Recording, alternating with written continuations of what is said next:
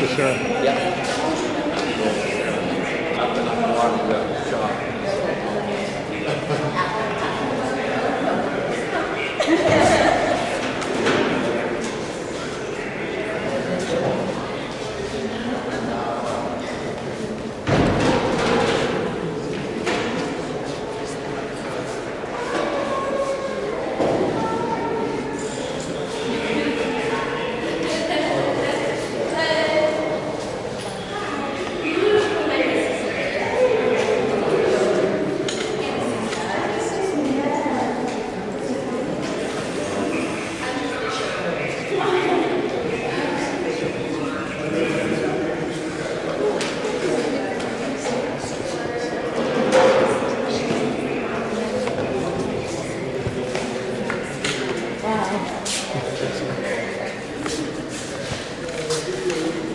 Wow, we're really so excited to be here today. And welcome to Rhode Island, Ryan. Welcome his mom, Kylie, and sister.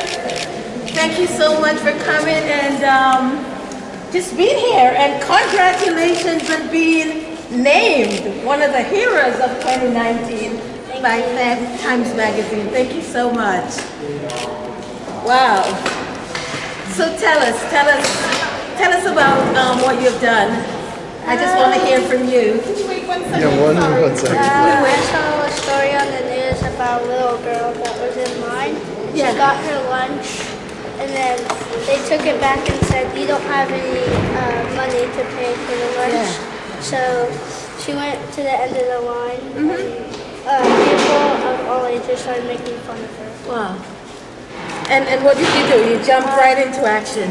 Yeah, I went to my mom and said, how can I help? Wow. Because I don't want this to happen to my friends. Wow. I am just so thrilled, so grateful for you and for you to be in Rhode Island at this time to help me and to help all of us to elevate the issue of lunch shaming.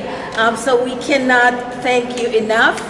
I'm speechless, although I'm saying words, right?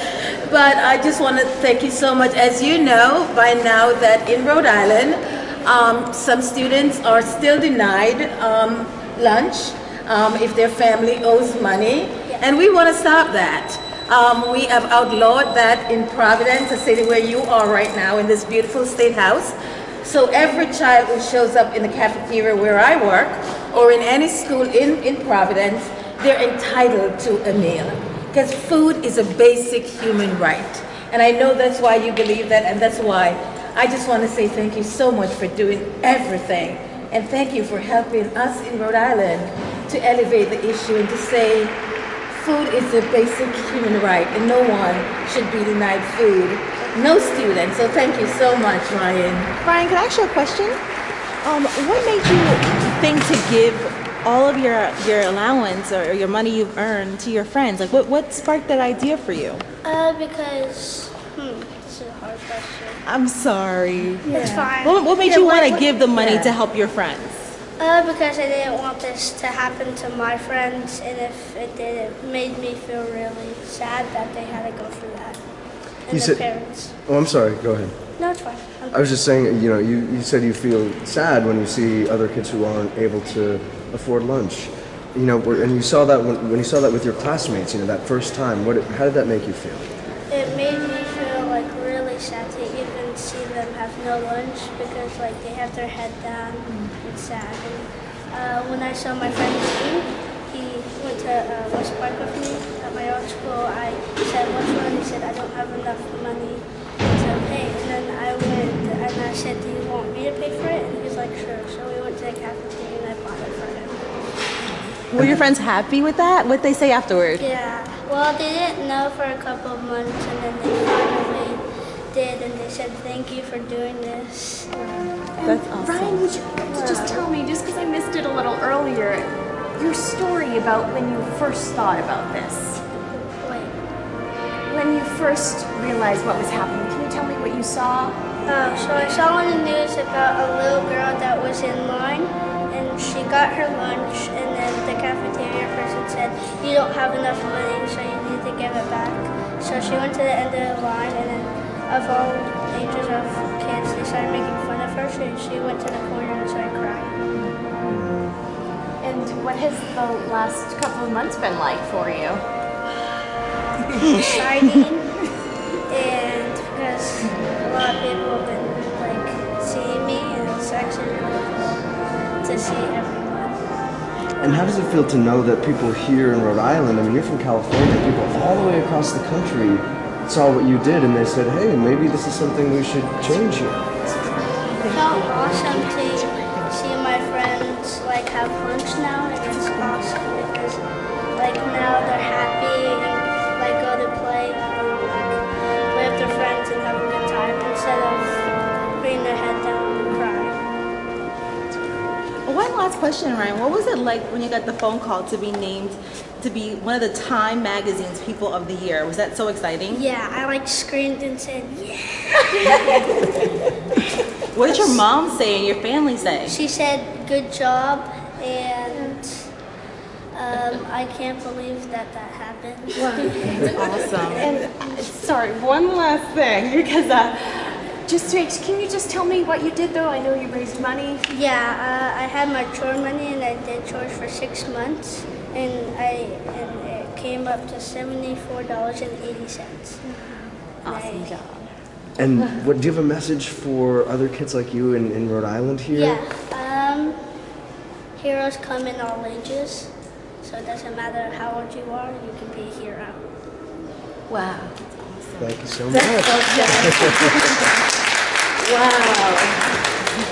We are so thrilled to have you here and to ensure that when the bill is presented in January, we know that we'll always remember what you just said. Heroes come in many sizes and in many shapes and in many colors.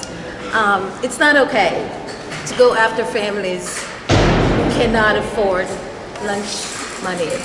It is not okay that kids should stand in line and be shamed. It's not okay for them to saunter in the hallways just because their family cannot afford to pay for lunch. It is not okay that we send creditors after families who are struggling really hard to make ends meet. It's not a part of the core democratic values. It's not who we are. It's not what we should do.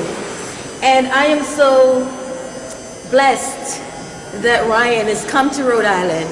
And I remember scripture informs us that the child should lead us. And I hope that we can follow this lead. I hope that we in Rhode Island can send a strong message, as California did, as New Mexico did, as New York City did, and Minnesota did, and all these other states and all these other cities, to say lunch shaming is immoral. It's not who we are. It's not who we represent. We're better than this. And one last thing. If we want to, I'm a teacher every single day, and if we want to raise the test scores in Rhode Island, we need to feed our children. It's Maslow before Bloom. We've got to feed kids. It is non-negotiable. And so I am hoping, I thought last year that when Cranston happened, West Warwick happened, and Chobani jumped in and they helped, I thought we would have passed this bill. Sadly, the bill died in committee. But I'm always hopeful. Langston Hughes says, when hope dies, life is like a broken winged bird that cannot fly. And so I'm hopeful that with your help, and with all of our help here, we can advance this bill, get it to the floor, so not one child will be denied lunch based on their zip code, their family's ability or inability to pay. It's not who we are. We're better than this. And so thank you so much for coming. And I do have a little something for you. Because you are on the front page of the journal, so I want to give this to you. Thank you. And thank you so much for all that you do. I have a question when you get a chance. A question? Yes. You said that you're a teacher every day, right? Yes.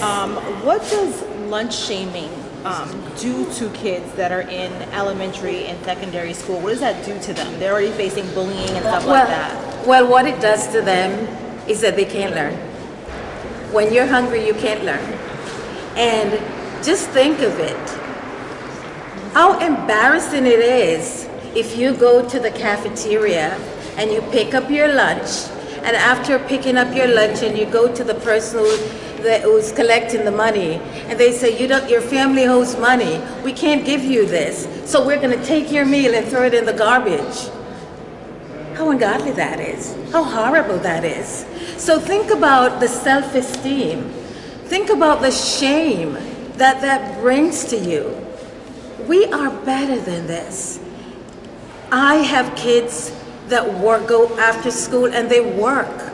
Their families cannot afford to pay a lunch debt. They just can't afford it.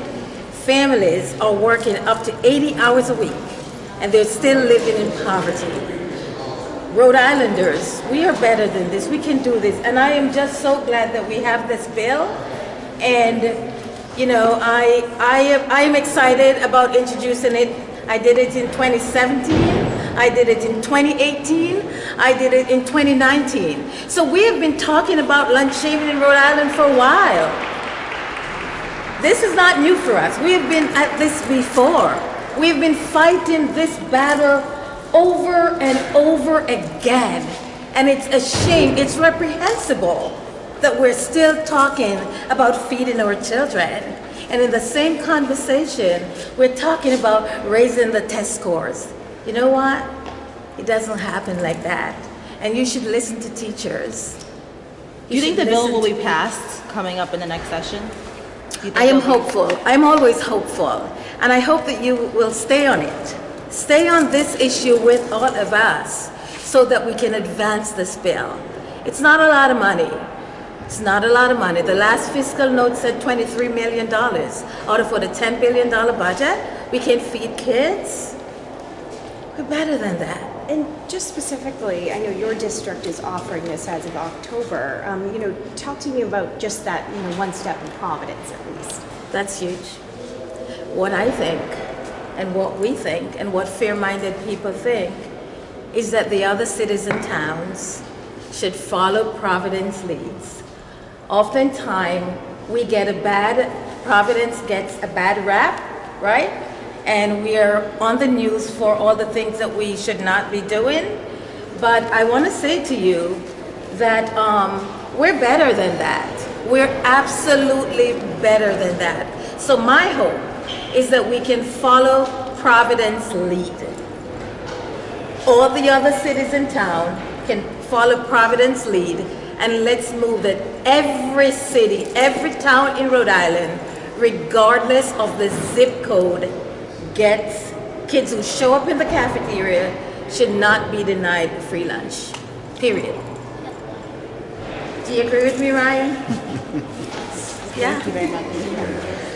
Thank you both very much. So thank you so much for coming. I look forward to all of you who are standing here today, the media to be here January when we introduce that bill. I'd be happy to talk more about it with you, and I'd be happy to have you help us, help children to elevate the issue. Lunch shaming, it's not okay. It's not okay in California, and that's why the governor passed that bill. It's not okay in New York. And so I am hopeful that this, with you being here, and with all of us that are here, we can do it. Thank you.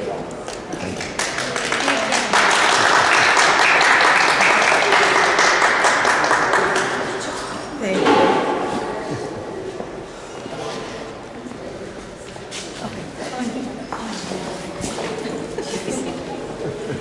We're going to try to go on the tour for a few minutes.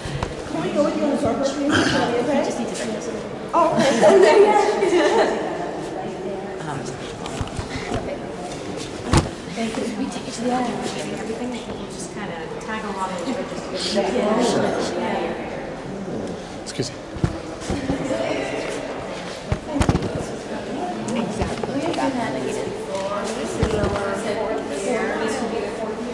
Yes. Not expecting an impromptu press conference. I just surprised by how fast it came together. Yeah.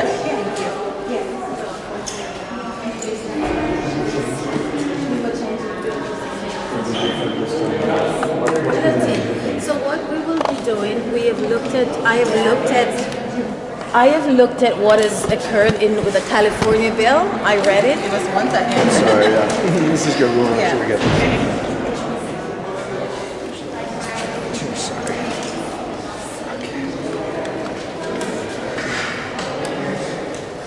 Sorry. So what will be a little different this year when I reintroduce the bill? It would be, the fourth time in a row, and I'm hoping the fourth time is a charm, right? I have looked at the California bill that was passed, and one of the things that is in that bill that's not in the current bills the bills that I've introduced before, that I didn't speak to the issue of school districts going after parents, sending creditors after them to collect lunch debt. So that is going to be new in this bill when it's introduced. No, creditors should not be hunting families down for food, for money that's owed. And also, if I was a kid and I knew that my mom owed money and the creditor was going to be going after my mom, although I would not go to the cafeteria. I would, because I'd be wanting to protect my mom. So that's a new element of the bill for next year. And I just to react to the same question about the legislation. Yeah. Are you hopeful that it'll pass this year? You tried for a couple of years to get it passed, and think Yeah. that it'll go through this year? I am hopeful. It's an emergency. Donald J. Trump has cut food stamps, SNAP benefits for a lot of families. The rents, I should say, are really high. And so kids are not getting food that's healthy, that's available, and that's accessible. Because that's also what food insecurity is about. You're not able to get food on a regular basis, or the portions are smaller.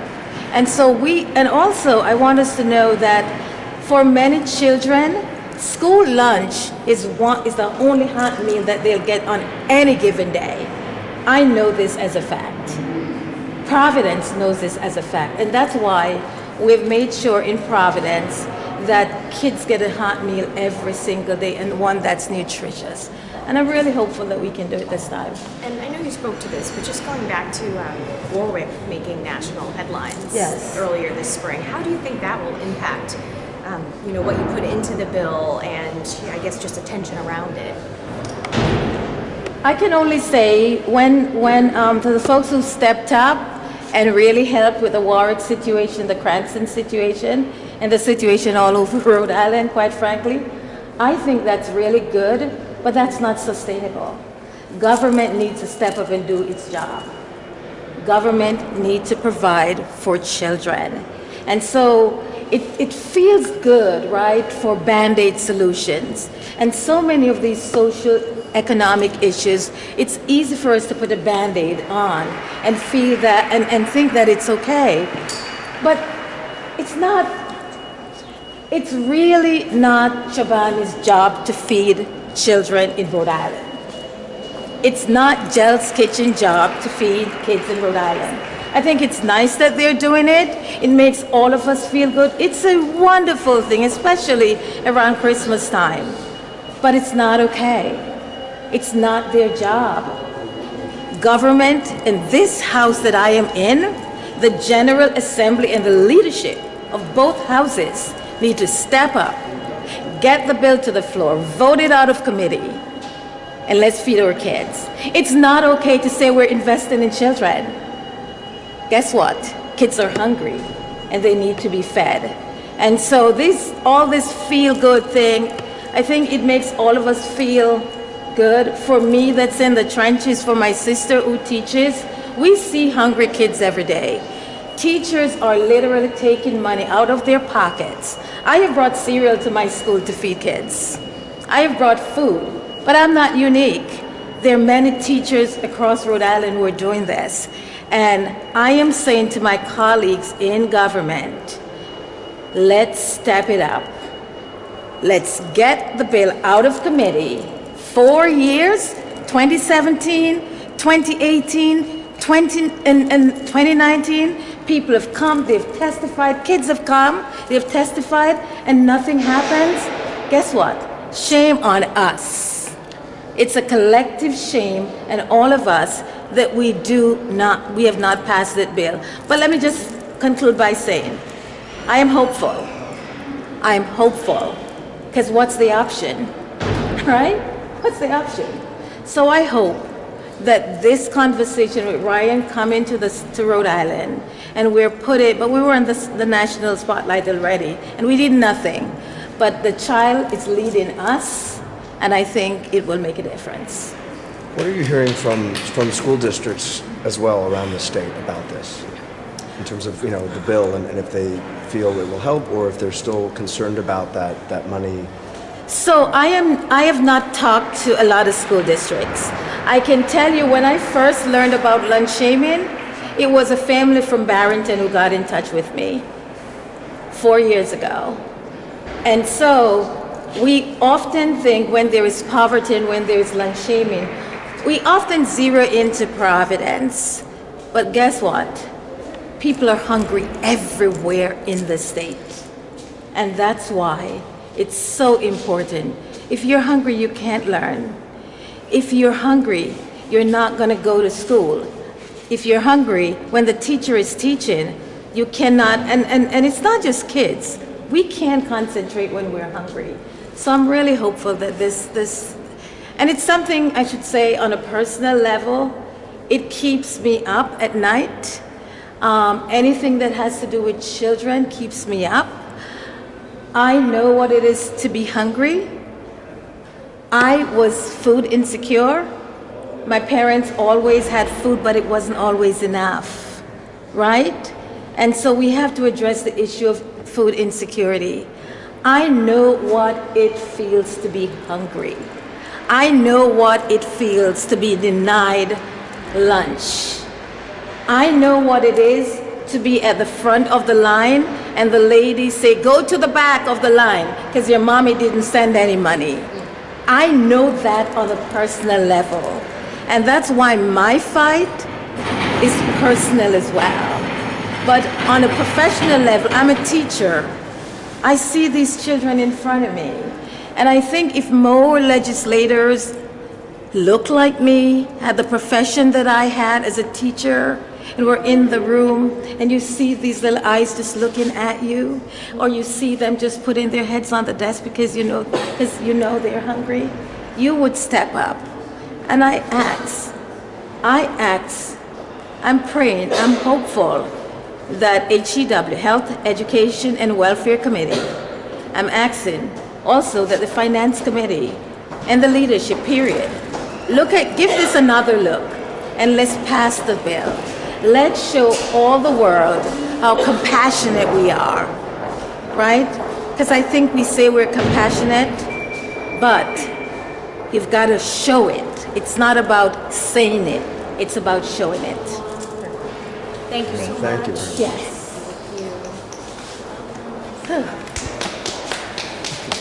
Thank you. One other piece of this story is, what they were saying, head of the food bank was saying about how demand is still up. We all feel like the economic downturn has ended, but it hasn't. And like the need is as great now as it was at the depths of the recession. So keep that in mind as you're writing the story, because everybody a lot of people feel that things are in much better shape and much better condition because the stock market is up, but for people who are food insecure, that hasn't changed. Yeah. Thank you.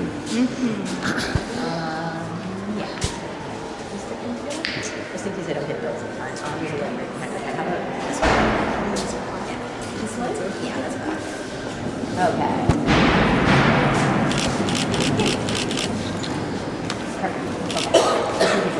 Yeah.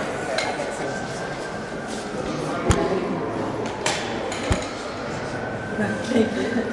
Absolutely. All right, so tour. Sure, yeah. Oh, let's get to the library. Can we leave our bag here on the side, or can we bring it with us? I always leave my stuff around. Yeah, if I need to leave a coat, I leave a coat. Yeah, if I would leave it with capital. I don't leave anything valuable in it, but I always keep Yeah. my, If it's next to the police officer. But you can put them right up there on the shelf and stuff. I usually keep my coat there. You're a great dancer. Yeah, I am. That's true. I have the books for you. I have a copy of my book. Well, I always keep my computer with me, but it's like just cords and stuff. I don't want to carry it everywhere. So. I'm gonna run. This is All right, bye. my book. Sorry. That I want to give you a copy of my book, Journeys. And do you want to give them the citation? Yes.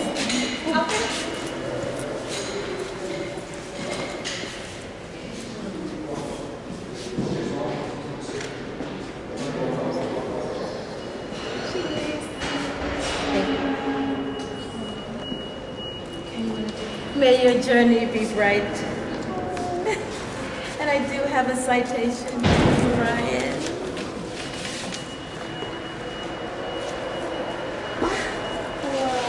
I do have a citation for you, Ryan. I'd just like to read it. It's a citation for you, Ryan Coyote. The distinguished honor of your visit to the Rhode Island State House and being named one of Time Magazine's most influential people of 2019 for your compassion and advocacy in elevating the issue of lunch shaming. The entire membership extends its best wishes on this occasion and expresses the hope for continued good fortune given this, the 13th day of December 2019 at the State House in Providence, Rhode Island. Proposed by Representative Marcia Ranglin Vassell, Speaker of the House Nicholas A. Mattiello, Minority Leader Joseph Shikarchi, and Minority Leader Blake Philippe.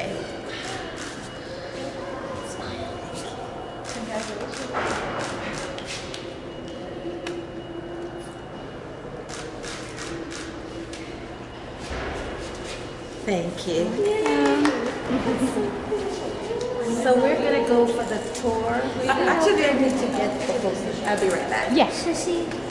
Every child in Rhode Island, regardless of the zip code, regardless of ability or inability to pay, if they show up in the school cafeteria, they should get a free lunch. No question asked, and I've been saying it's Maslow before Bloom. If a child is hungry, they can't read. And so Ryan is here. He has helped to end lunch shaming and lunch debt in California. Wow. And so I said I really wanted him to meet you because we've done it in Providence, and I want to thank you. And so that is why I said, yeah, Ryan, you've got to meet me. Thank you. Yeah. How did the connection happen? The universe. The universe conspired. Yeah, the universe always brings, always bring like-minded people together. And interestingly, 4 years ago, California had reached out to me. A young man in California, I can't remember his name. Before the conversation, he said, I heard what you're doing in Rhode Island. And can you walk me through what you're doing in Rhode Island? Wow. And I had a long conversation with him. I remember it like it was yesterday. I was at PCT, I was on the second floor of the staircase. And we had a long conversation about the work that I had started to do here in Rhode Island to advance and to eliminate lunch shaming. That was 4 years ago, that was 2017. Wow. And so I'm sorry for, I didn't know that you were behind this for such a long time. Yes. So she gets upset at me at a back.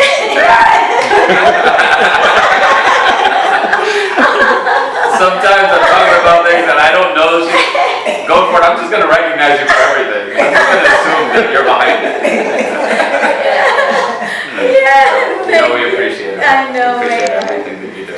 And so they reached out to us. So they actually, after that conversation, that young man started really working, and I don't know who he was talking to, but the conversation started in California after we started it in Rhode Island. Wow. And Lung Shaman, and we're still at it. But I think we've made progress, and I just want to publicly, over and over, say thank you. Thank you. Thank you. So, you've been at this work for how long now? How long? A couple months now. It started on May 21st. May 21st. My birthday.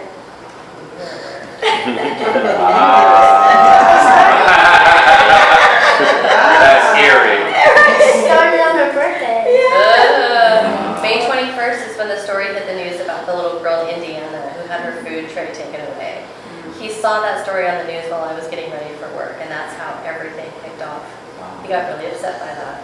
Came to me and said, is that going to happen here? Yes, I don't want that to happen to my friends. Oh, it's very kind of you. It's really, really nice of you. You know, a lot of people probably wouldn't have done anything about it. But you know what I've learned? You know, there's a lot of qualities to leadership, but the most important quality to leadership is always taking the initiative to do the right thing. And that's exactly what you did. And so, is this your first time in Rhode Island? Yes. Oh, what do you think so far? Good. We came here to see my sister too, which she's home with us. Nice. She's welcome to come in if you want to bring her in. Okay. Yeah, it's graduates of Rhode Island. Oh, how cool. We love it here. So now every time we drive by a place that's for sale, Brian said we could live there, we could live there. So I think we might be coming out here next year. Really? Well, you are very welcome here in I Providence. love it. It's beautiful here. It really California's is. great, but Where in California do you live? we live in Napa Valley. Okay. Yeah, so Bay Area, and he's mostly grown up there, but we miss his sister. Hello. What's your name? Anastasia. Hi, Anastasia. Please have a seat. Join us. Thank you. Okay. And what year are you in? I'm in a master's program. I graduate in May. Okay. It's great to have you here. Thank you. It's good to be here. San Francisco from here. No, you can't drive all the way. Yeah, I did. I road tripped last year when I moved out here. Oh, wow. Yeah. In my Jeep. That's an adventure. It was really fun. Uh-huh. How did you land in Johnson and Wales? I go to Roger Williams. How'd you land at Roger Williams? How'd you know? I did my bachelor's degree in Hawaii, so I was like, let's check out the East Coast. Farthest I can go. Always. I feel like this would be the funnest. Yeah. Yeah. I like it out here. It's nice. We're going fishing on Sunday. Fishing? In the cold? Yeah. Wow, where are you going fishing? I've been teaching him how to fish since he was about 2 years old. Cool. Nice. Where are you going fishing? We do saltwater and freshwater. So freshwater, we usually go to Olney Pond or Melville Ponds in Middletown, or we'll just go in Bristol or Warren in the Bay. So. You going with them?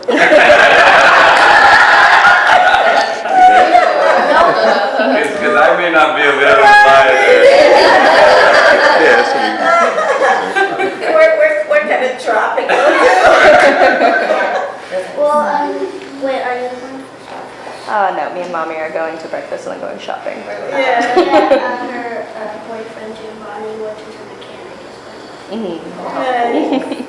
Mechanic, nice. And do you play sports as well? Nailed it. What That sports one. do you play? Football, basketball, soccer, ballet. I can tell you're a very active kid. I Yeah. want to do track. I I want to do track. track. Nice. And I used to do swimming. Wow, all of that.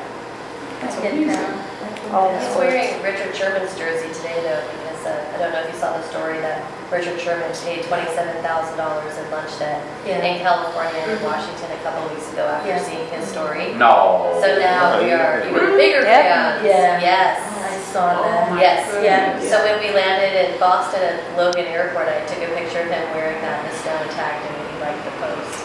So we're hoping to draw more attention by local celebrities, like patriots, to get more involved in this conversation, to bring even more media attention, that people will proactively start passing legislation without us having to get involved, which we don't mind doing. And another reason why we wanted to come here today was to thank you for being one of the leaders in this, because we've heard a lot of stories from people who are struggling and having a hard time getting legislation passed where they are. And leaders like you guys is what's going to make a big difference at the federal level. So thank you for doing what you're doing here. Yeah, I didn't realize it was going to be this cold here. You want to move here, you better get used to it. It's chilly. You know, one other issue that we've been tackling, and this is something that really speaks to what the representative Ryan Vassal is doing too, is, you know, kids have a hard time getting food at school, but then in the evenings too. Right. So at our recreation centers, before I took office, we used to serve out about 3,000 meals, dinners throughout the year. So we've increased that. This past year, we served about 120,000 meals at our recreation centers. So we wanted so that when kids come to school, everyone gets fed. And if they're out of school, that there's a place to go where they can get dinner as well. Incredible. And just Hopefully that can happen in California. Yeah. Maybe you could take that idea back. Just to piggyback on what me and Elisa said, and Val can attest to this, because we're in the school. Right around the mid-June, or the first week of June, children begin to get very worried, and we can tell. Because a hot meal at school for many children is the only hot meal that they'll get. And so they started worrying for the long 2 months of summer, would we have an accessible, ready hot meal? And so that program that you just referenced, I say kudos, and I'm so grateful for it. And one of the things that I tried to do, and May, you've done a really great job in elevating the issue, because the fact of the matter is you cannot learn if you're hungry. It's basic physiological needs. The need for safety must be met. The need for food must be met. And so I'm really proud that in Providence, I say this all the time, we feed our children. I am so proud every time I say that. We feed our children. But the fight is not over until every child who shows up in the cafeteria. Because when I first heard about the lunch shaming, it was 4 years ago. I was, a family from Barrington got in touch with me. That's how I learned about lunch shaming in Rhode Island. And I took it on 4 years ago. And I have not stopped fighting to ensure that all of us feed our kids. I think it's a moral imperative. I see it, and my personal story as well, our personal story, is a driver as well. Because everyone who know me, know that I grew up in poverty. When you're poor, when your family's poor, you don't readily have access to meals. And when you do, it's not a lot. You can't get seconds, and you can't get thirds. And so we want to make sure that instead of throwing food in the garbage at school, at the end of the day, we feed kids. Go ahead, please. At our school, at my old school, when I had hot lunch and stuff, they would, like, we had spaghetti or something, they would have, like, a trash can, and like you said, they would throw all that away. Right. For no reason. For no reason, yeah. And that would be every day. Just throw all the rest of the food away. I asked them why you doing that, why can't you just give it to someone else if they don't want to? Right. Because we can't have seconds. Right, and so that's something that we're not going to stop, and you're here in Rhode Island, and we're, ramping up the message to say it is not okay. It is not okay to have a almost $10 billion budget, and we cannot spare $23 or less million to feed our children. It is just not okay, and it rubs me personally the wrong way. You know, and that's why this fight is so personal for me. I know what it is to go to school without lunch. I know what it is to stand in the line when I was a kid, and Mom, you know, would send us to Miss Tiny, the lady who cooked food. And she would say, your mom didn't send them out, you gotta go to the back of the line. It's embarrassing, it's shameful. And that we're doing that to kids, so. We're here. Thank you for doing this. I remember when I was in elementary school, they used to give us tokens in homeroom. You used to come in, and you used to have to pay $1.25 for a token. And we always had the reduced price, I think it's like 25 cents. Yeah. But the teacher would call out everyone's name, and if you had money that day, if you were going to buy a token, you had to get up from your seat, go to the front, pay, get your token, and sit back down. And it was just a hassle. Sometimes I lost my 25 cents, sometimes I didn't have it. Sometimes, you know, you just forget. And I would have to like borrow someone's brownie that day for lunch. It's not fun. No, and that you remember that.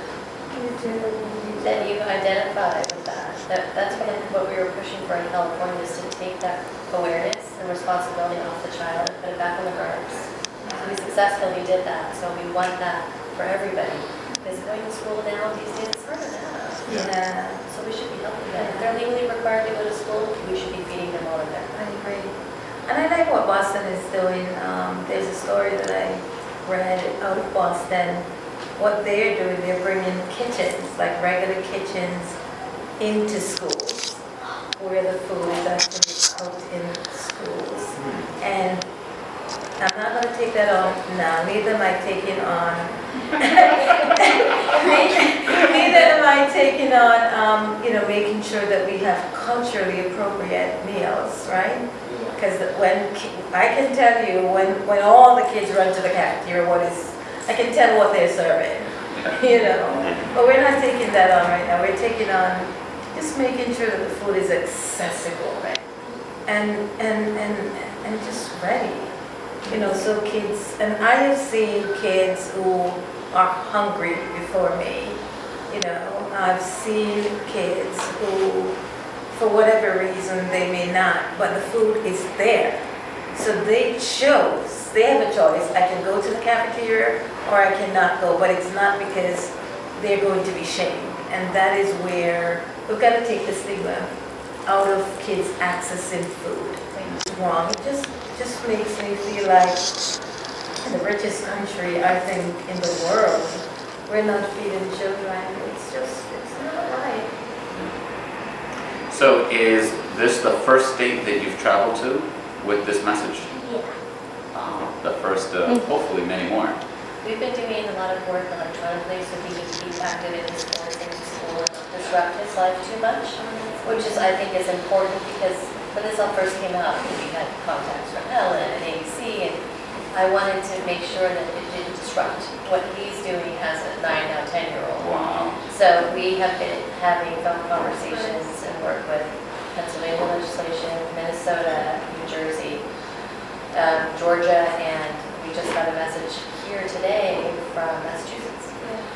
No, that we're over here, yes. Oh, and you ever go on your computer or something ever that outside of maybe? Oh, yes, we made him his own website.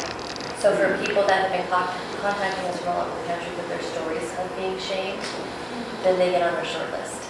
And we contact their state and start doing work, which is how we got a hold of the representative here.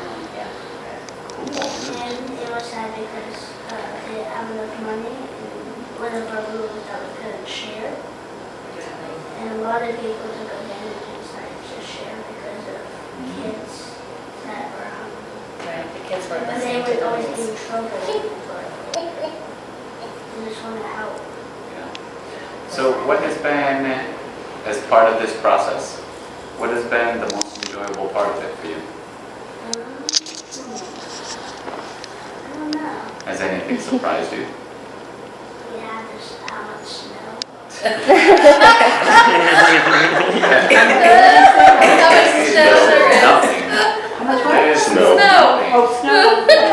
first thing he did when he got to our apartment was make snow angels in the front yard. So now we have about 6 of those in our front lawn. You can just tell he's a total California kid. He's like, snow, this is amazing. Well, if you ever go to California, you can drive to Lake Tahoe and actually do snowboarding, skiing, and that's where I usually go for and there's a lot of snow there, but not as much snow as here. So it sounds like you enjoy every sport and activity. That's very cool. And do a lot of your friends do sports as well? Some of them. There's one kid that like didn't like the story at my school. And his name is Eli. Okay. Tell me about your host brothers. Eli is going to be so Host famous. brothers, for Elle our and reason. Chase. One's from Arizona and one's from LA. Elle is from LA and Chase is from Arizona. And they play basketball. Well, they came and went to Golden State Prep. Golden State Prep is when they graduate from high school, and Golden State Prep is when they're still in high school, and they go all around the country and everywhere to go play basketball. So his 2 roommates are 6'11" and 6'4". We have these 2 boys living with us while they trained for D1 scholarships. Oh, Yeah, cool. Chase Courtney's dad, Joe Courtney, used to play for the Bulls, the Warriors, and Phoenix Suns. So they're home alone right now. With the dog. With my 3 dogs. So we keep busy, but I think the whole message with this, with him being involved in it, is when you see something that needs improving on, it doesn't matter how old you are, get involved, make a change, do better. And heroes coming all the way to That's awesome. I really like hero. I'm going to use that. Tell that to young people. Is it Yeah. okay if I use that line? Yes. Okay. I'm Make gonna sure tell you folks quote I heard it from my friend Ryan. Heroes come in all ages. That is Like stuff that. with me I too, do like yeah. that. Right. Well, unfortunately, I think a lot of people are kind of dismissive of what children are capable of doing. So the fact that he is doing so much at this age should be very inspiring to adults to listen to their kids, because they do have a lot to say. And I think he's proof of that. He's the youngest hero, I think, Mhm. of Time Magazine. So that came out yesterday. You were in Time Magazine? He's one of the Yeah. heroes of 2019, Time Magazine. Yeah, the issue just Yeah. came out yesterday. Yeah. Impressive. Yeah. Wow. Yeah, so I'm he so was proud of you. Reddit. Yeah. Isn't that neat? So let's do something. If you're ever back out here to visit family, please stop in. I'd like to check in and see how you're doing. And of course, I know Representative Ring will want to see you as well. There's a good chance that we're going to move here. Ooh, that would be really cool. I'm trying to convince them to move out here because I miss my family. More exciting stuff to do. There is a lot of And cool to stuff. explore. Well, we've offered to testify when this bill comes up for him to go in front of everybody to convince them to vote this through. So we may be back shortly. Okay, Yeah, it's exciting. that's great. So I want to thank you, Mayor. Yeah, can we take a picture? Yeah. Yeah, I'd love to commemorate this.